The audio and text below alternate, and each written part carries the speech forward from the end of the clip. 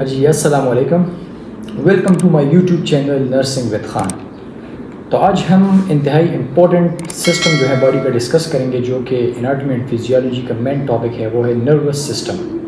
तो nervous system हमारे पास जो है एक इंतहाई कम्प्लेक्स सिस्टम है और ये समझना भी ज़रूरी है, क्योंकि ये हमारे बॉडी के तकरीबन आलमोस्ट सारे फंक्शन को जो है नर्वस सिस्टम ही कंट्रोल करता है।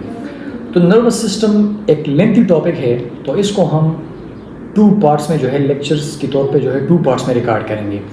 पहले रिकॉर्डिंग में हम बात करेंगे न्यूरॉन्स की और उसकी फिजियोलॉजी की, मतलब उसके फंक्शन की, और न्यूरॉन की on the basis of function उसके टाइप्स एंड देन न्यूरॉन का जो स्ट्रक्चर है वो आप लोगों को समझना होगा। तो फर्स्ट लेक्चर में, फर्स्ट पार्ट में जो है हम न्यूरॉन को कवर करेंगे और सेकंड में हम नर्वस सिस्टम को कवर करेंगे। तो आज के लेक्चर में हम न्यूरॉन्स के बारे में बात करेंगे कि दरअसल में न्यूरॉन्स हमारे पास क्या है। तो न्यूरॉन्स हमारे पास structural and functional unit of nervous system, मतलब न्यूरॉन हमारे पास जो है ये स्ट्रक्चर एंड फंक्शनल यूनिट है नर्वस सिस्टम का। इन न्यूरॉन हमारे पास हमारे बॉडी में जो होते हैं, ये हमारे पास नर्वस सिस्टम के मेन सेल्स हैं। जिस तरह हम कहते हैं कि cell is a basic unit of life, इसी तरीके से neuron is the structure and functional unit of nervous system. दरअसल न्यूरॉन हमारे पास जो होती है, इसको सपोर्ट करने के लिए बॉडी में हमारे पास कनेक्टिव टिश्यूज़ जो है वो मौजूद होते हैं और उन कनेक्टिव टिश्यूज़ को कहते हैं न्यूरोग्लिया। तो न्यूरॉन जो हमारे पास हैं, इनका जो मेन फंक्शन है वो है transmit, generate the nerve impulse and transmit, मतलब generate the impulses and transmit the impulses. तो न्यूरॉन जो है ये हमारे पास जनरेट करता है नर्व इम्पल्स को और ट्रांसमिट भी करता है इसी नर्व इम्पल्स को। तो ये किस तरीके से जनरेट करता है इम्पल्स को और किस तरीके से जो है ट्रांसफ़र करता है, सबसे पहले इम्पल्स को आप लोगों को समझना ज़रूरी है कि नर्व इम्पल्स दरअसल में हमारे पास क्या है। नर्व इम्पल्स हमारे पास किसी भी न्यूरॉन में जो एक्टिविटी होती है, इलेक्ट्रिकल एक्टिविटी, उसको कहते हैं नर्व इम्पल्स, या सिग्नलिंग या इंफॉर्मेशन, उसको हम कहते हैं नर्व इम्पल्स। तो न्यूरॉन का बेसिकली हमारे पास काम क्या होता है, it's generate the nerve impulse and transmit, इसको ट्रांसमिट करता है और नर्व इम्पल्स को जो है जनरेट करता है। तो वो किस तरीके से करता है, इसको समझने के लिए आपको मैं एक एग्जांपल दूंगा। जिस तरह अगर मैं अपना हाथ जो है किसी भी गर्म चीज़ के पास रखूँ या किसी गर्म चीज़ के साथ टच करूँ, तो हमारे पास जो सेंसरी न्यूरॉन्स हैं, सेंसरी न्यूरॉन, वो सेंस कर देते हैं। जब वो सेंस करते हैं तो वहाँ पे हमारे पास इम्पल्सेस जनरेट होती है, nerve impulses generate the nerve impulses and transmit.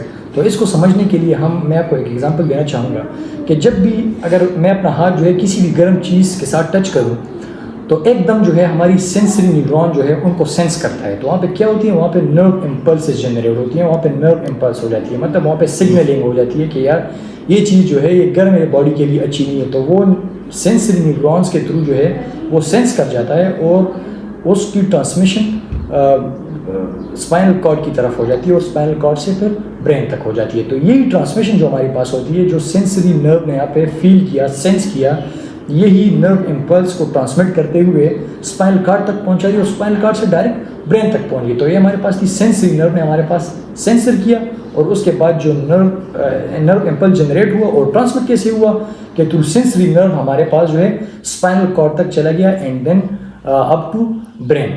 तो इसी तरीके से ब्रेन को ये सेंस हो जाता है कि यार चीज़ गर्म है, तो ब्रेन हमारे पास जो है ये हमारे पास डिसीजन मेकिंग का काम करता है, रिस्पॉन्ड, किसी भी स्टिमुलस को रिस्पॉन्ड देता है। तो इसी तरीके से ऊपर से जब ब्रेन जो है वो डिसीजन लेता है या वो जब रिस्पॉन्स करता है, तो वो मोटर नर्व्स के थ्रू वही जहाँ पे सेंसेशन होती हैं, जहाँ पे सेंसरी नर्व ने सेंस किया था, तो उसी जगह पे मोटर न्यूरॉन जो है वो नर्व इम्पल्स को वापस ही उसी प्लेस पे लेके आ जाती हैं जहाँ पे हमने गर्म चीज़ को फील किया था, तो हम जल्दी से हाथ हटा देते हैं। तो ये हमारे पास था एक एग्जांपल, जब हम किसी गर्म चीज़ को हाथ रखेंगे तो सेंसरी नर्व के थ्रू नर्व जो है वो नर्व इम्पल्स जो है वो ट्रांसमिट होगा direct spinal cord and then brain तक।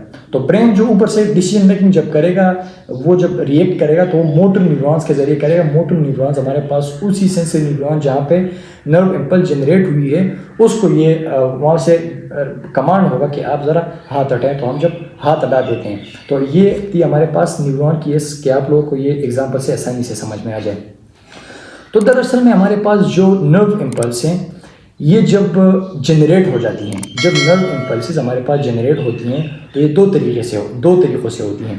एक होती है इलेक्ट्रिकल नर्व इम्पल्स और दूसरा है केमिकल नर्व इम्पल्स, जिसको हम कहते हैं एक्शन पोटेंशियल। जब भी हमारे पास नर्व इम्पल्स जनरेट हो जाती है तो उसको हम कहते हैं active potential. Active potential means that the transmission of a nerve signal. तो ट्रांसमिशन ऑफ नर्व सिग्नलिंग जो है ये हमारे पास दो तरीक़ों से होता है। एक है इलेक्ट्रिकल नर्व इम्पल्स और एक होता है केमिकल नर्व इम्पल्स, मतलब दो तरीक़ों से सिग्नलिंग होती है।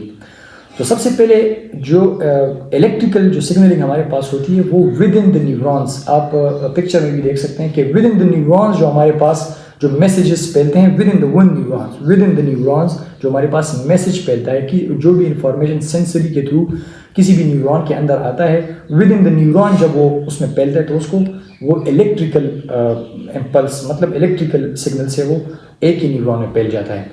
अभी बात यहाँ पे आएगी केमिकल इम्पल्स की, केमिकल सिग्नलिंग की। केमिकल सिग्नलिंग कैसी होती है?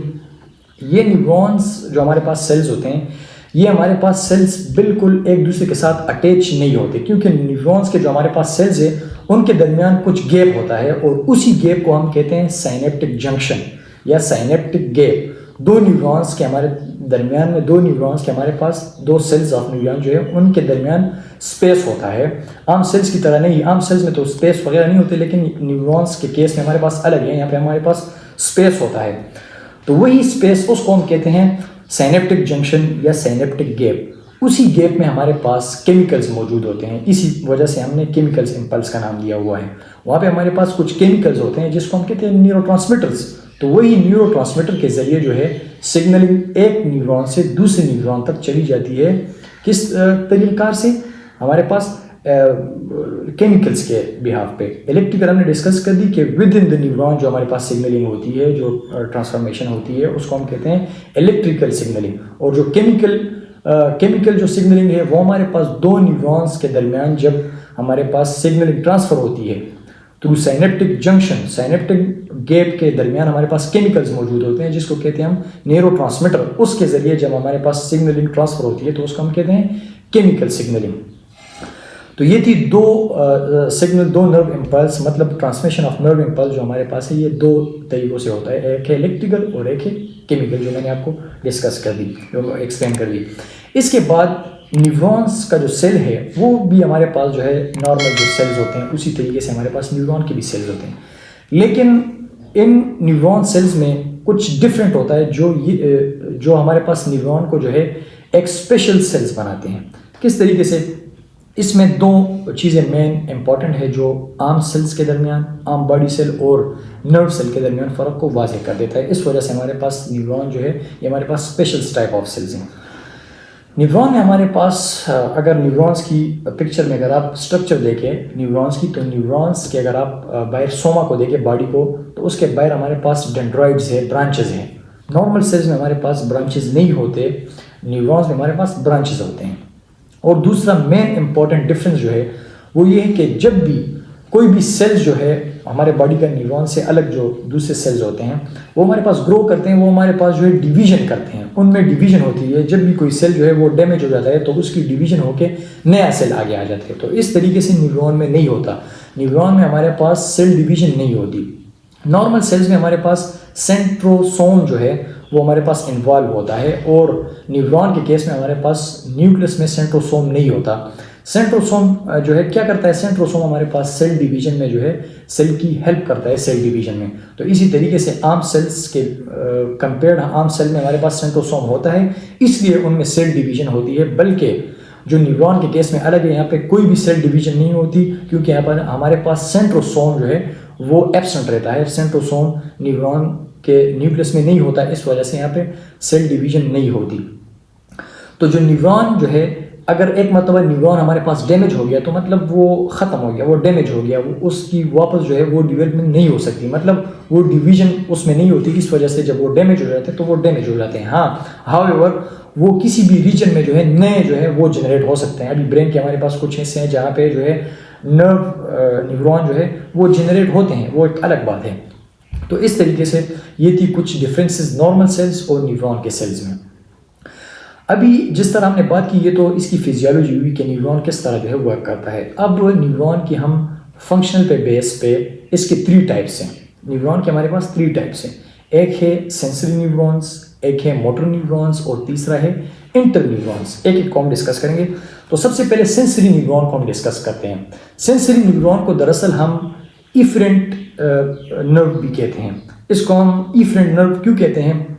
इसको हम इफरेंट नर्व इस वजह से कहते हैं कि ये एफरेंट नर्व इसको हम कहते हैं। एफरेंट, इफरेंट ना एफरेंट, इसको हम एफरेंट नर्व कहते हैं। एफरेंट नर्व क्यों कहते हैं? क्योंकि ये हमारे पास जो सेंस करता है किसी भी इंफॉर्मेशन को, जब ये सेंस करता है तो ये इफरेंट नर्व के थ्रू ये डायरेक्ट पहुंचाता है सिग्नल को spinal cord and then brain तक। तो ब्रेन उसके ऊपर डिसीजन मेकिंग करता है, उसके ऊपर रिस्पांस करता है। तो वो वापस जब रिस्पांस होती है तो वो हमारे पास मोटर न्यूरॉन्स होती हैं। तो इस तरीके से सेंसरी न्यूरॉन का फंक्शन हमारे पास क्या है? सेंसरी न्यूरॉन्स हमारे साथ हमारे पेरिफेरीज में होते हैं, सेंसेस करते हैं। मतलब किसी भी स्टिमुलस को या किसी भी इंफॉर्मेशन को जो है वो थ्रू पेरिफेरी से होके हुए स्पाइनल कॉर्ड तक लेके चले जाते हैं और स्पाइनल कॉर्ड से हमारे पास डायरेक्ट जो है ब्रेन में चले जाते हैं। ये था सेंसरी न्यूरॉन जो पेरिफेरी से सेंस करते हमारे पास मैसेज जो है थ्रू नर्व जो है वो स्पाइनल कॉर्ड तक पहुंचाता है और स्पाइनल कॉर्ड के बिहाफ पे जो है ऊपर ब्रेन तक पहुंचाता है। ये हमारे पास सेंसरी नर्व हो गए। अब मोटर न्यूरॉन जो है, मोटर न्यूरॉन्स का हमारे पास फंक्शन क्या है? जब ये सेंसरी न्यूरॉन्स किसी भी नर्व इम्पल्स को या किसी भी इंफॉर्मेशन को थ्रू सेंस करके स्पाइनल कॉर्ड से होके हुए ब्रेन तक लेके चला जाता है तो वहाँ पे हमारे पास डिसीजन मेकिंग होती है। क्योंकि ब्रेन जो है ये द मोस्ट इम्पॉर्टेंट पार्ट जो है कंट्रोल करता है हमारे पूरे बॉडी को, डिसीजन मेकिंग करता है। तो वहाँ पे जो प्रोसेस होती है ब्रेन में, तो जब वो प्रोसेस होकर डिसीजन क्लियर करवाता है, तो जब वो डिसीजन क्लियर करते हैं तो फिर भी वो जो एक्सट्रीमिटीज़ तक एक मैसेज भेजता है। तो वो मैसेज ब्रेन से एक्सट्रीमिटीज़ की तरफ कौन लेके आता है? वो हमारे पास मोटर न्यूरॉन्स लेके आते हैं इफेक्टर्स के ऊपर। मतलब जो भी सेंसरी के थ्रू जो इन्फॉर्मेशन ऊपर गई है ब्रेन तक, तो अभी ब्रेन जो है डिसीजन लेगा। ब्रेन ने डिसीजन ले ली कि इसके खिलाफ क्या काम करना है, आपने हाथ हटाना है या हाथ जो है आगे करना है, तो ब्रेन के बिहाफ पे। तो ब्रेन जब हमारे पास कमांड देता है तो वही जो नर्व इम्पल्स, वही जो मैसेज होता है वो हमारे pass through motor neurons effector तक आ जाते हैं किसी भी एक्शन को परफॉर्म करने के लिए, किसी भी एक्टिविटी को परफॉर्म करने के लिए। ये हो गए 2 टाइप्स। इसके बाद तीसरा टाइप हमारे पास जो है वो है इंटर न्यूरॉन।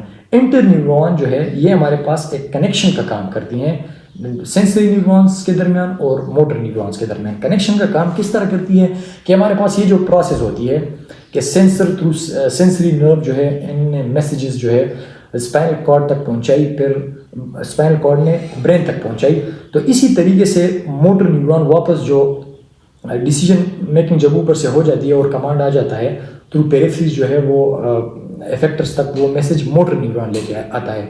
तो इंटर न्यूरॉन का यहाँ पे मकसद ये है, इसका फंक्शन यहाँ पे ये है कि ये टाइम नहीं लगाता, ये कनेक्शन प्रोवाइड करता है सेंसरी न्यूरॉन्स और मोटर न्यूरॉन्स के दरमियान में कि एक्टिविटीज़ जल्द से जल्द हो, इसमें कोई डिले ना हो। तो ये हमारे पास जो है इंटर न्यूरॉन का काम है कि इसमें कोई भी डिस्ट्रप्शन ना हो, इसमें कोई भी देरी ना हो, डायरेक्ट से डायरेक्ट ये प्रोसेस हो, विद इन द सेकंड जो है ये प्रोसेस होता है। तो ये जस्ट डिले को हटाने के लिए या कनेक्शन को मजबूत बनाने के लिए हमारे पास इंटर न्यूरॉन का ये फंक्शन है। इसके बाद